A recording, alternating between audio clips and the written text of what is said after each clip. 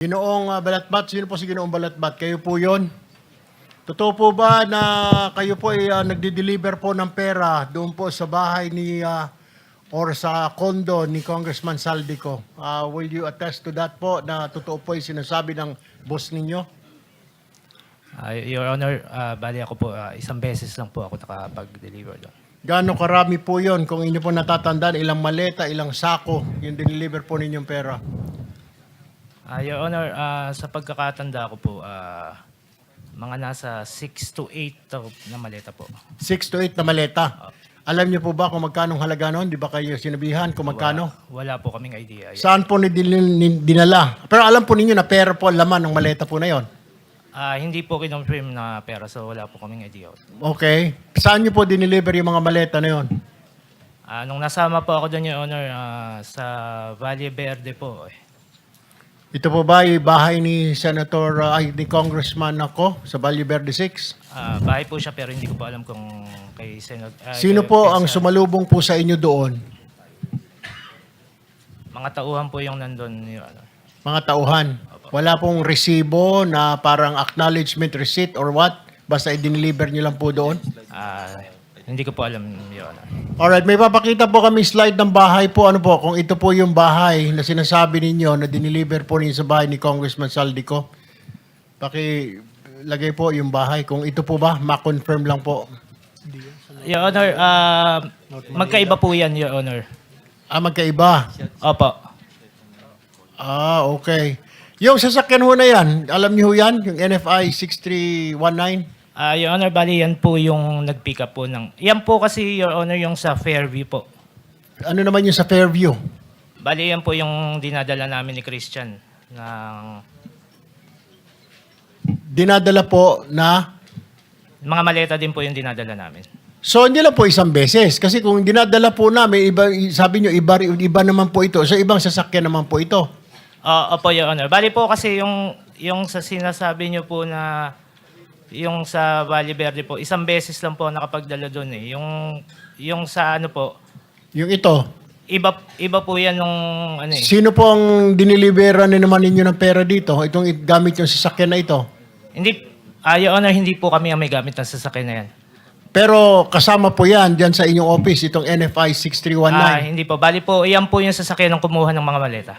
Yan po. So, Opo. nag-exchange lang kayo. Galing po sa sasakyan ninyo, inilipat nyo po dyan. Bali sila po yung kumuha sa sasakyan namin. Saan po ang nangyari itong transaction na ito na palitan, na ikarga from your sasakyan to that sasakyan? Saan po nangyari ito? Sa Phoenix Petroleum po, sa Dahlia Street, Fairview po. Doon po nangyari yung palitan, Opo. na inilipat sa inyong sasakyan yung pera. Okay. Opo. Alright, babalikin ito mamaya. Mr. Christian, ikaw naman po, ilang beses o kayo nakapag-deliver ng pera po sa sinasabi ni D. Alcantara? At kani-kanino po ang inyong pinag-deliveran? Doon po sa Dahlia po, 7 beses po. Dahlia. Opo. Ano po yung Dahlia? Yung ito pong binanggit ni... Sa Fairview. Opo, Fairview po. Okay, ilang maleta naman po yung diniliver nyo ho doon? Per deliver po, nasa 8 to 10 na maleta po. 8 to 10 na maleta. Nagtina-transfer din po ninyo? Hindi. Opo. Kasama ko po si Mr. Andre. Kasama si Engineer Alcantara? Si Andre po. Si Andre. Ako po yung driver niya. Para kanino daw po yun? Hindi po namin alam, Your Honor. Hindi nyo alam, pero may sumasalubong. Ilang beses pong ganun transaksyon ang ginawa ninyo, palitan po, o nililipat yung maleta?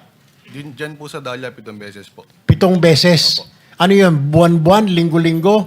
Magkakaibang araw po, Your Honor. Pero sa loob ng isang buwan? Hindi po.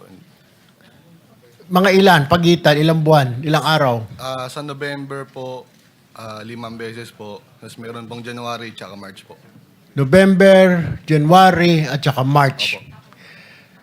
D. Alcantara, will you confirm? November, January, at saka March?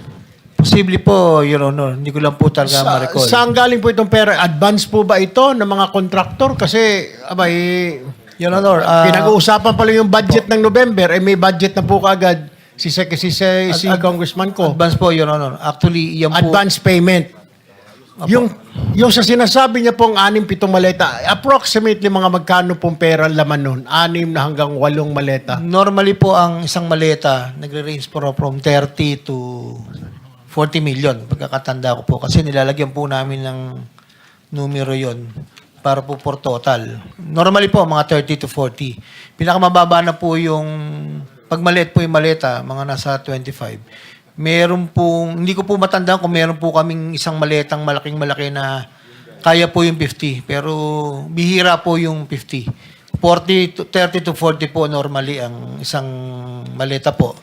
Ang for the information po, yan pong pictures na yan, hindi rin po namin talaga alam kung saan po sila magpapalitan. Pero ang pagkakatanda ko po, yan po yung mga, hindi po kay Kong Saldi yung delivery na yan. Dahil ang kay Kong Saldi po ipuro sa Valle Verde at sa BGC. Sino po yan?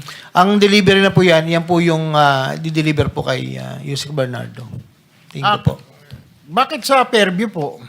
Hindi po namin alam. Meron lang pong binibigay na number. Tapos inuutos ko po dun sa chief of staff ko, kay Carlo. And si Carlo na po ang nakikipag-usap sa mga driver.